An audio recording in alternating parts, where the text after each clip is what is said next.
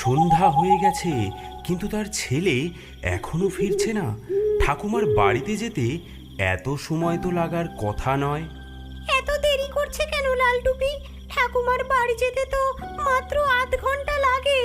ছেলেটার নিশ্চয়ই বনে কোথাও লাফালাফি করতে গিয়ে পথ ভুলে গেছে। কি গো নীলা, চিন্তা করছো কেন? লালটুপি ফেরেনি? না গো দিদি, এখনো ফেরেনি। আমি ভাবছি বনে যাই, পাছে কোনো বিপদে পড়ে আমার বাছা। সাবধান, আজকাল বনে নাকি একটা ডাইনি এসেছে। গ্রামের লোকেরা বলছে সে বাচ্চা ধরে খায়। হ্যাঁ, কি বললে? ডাইনি? হায় হায় হায়, আমার ছেলে! আমি এখনই যাচ্ছি বনে। আমিও তোমার সাথে যাব। অন্ধকারে একা যাওয়া একদম ঠিক নয়। বাদর মা আর তার বান্ধবী দুজনে মিলে বনের রাস্তা ধরে ঠাকুমার বাড়ির দিকে রওনা দেয়। অনেকক্ষণ ধরে হাঁটার পর তারা ঠাকুমার বাড়িতে এসে পৌঁছায়। দরজায় টোকা দেয় নীলা।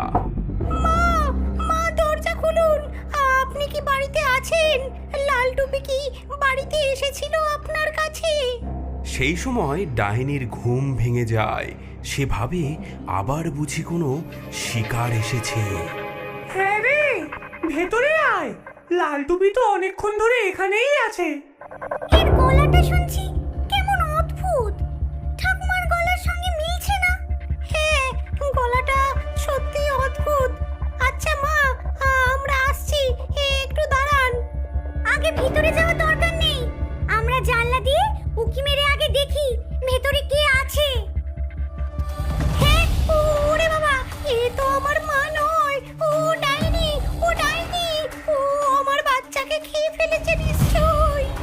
নীলা আর পলা বুঝতে পারে যে তাদের সামনে রয়েছে বড় বিপদ।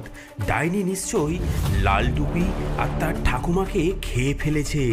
নীলা প্রতিশোধ নেওয়ার জন্য মনস্থির করে। দিদি, তোমাকে দিয়েছিলাম না সেই লাল শিশিটা, সেটা বার করো দেখি।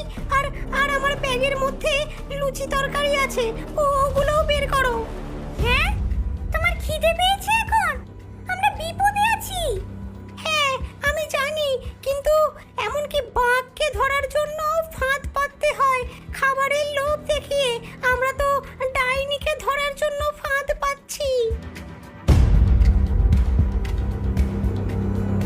বাদর মা জাদুর ধুলো ছিটিয়ে দেয় খাবারে। মা, আমি আপনার জন্য সুস্বাদু লুচি আর তরকারি এনেছি, আপনি কি খাবেন? খাবার? আমার খিদে পেয়েছে বটে, তাড়াতাড়ি নিয়ে এসো।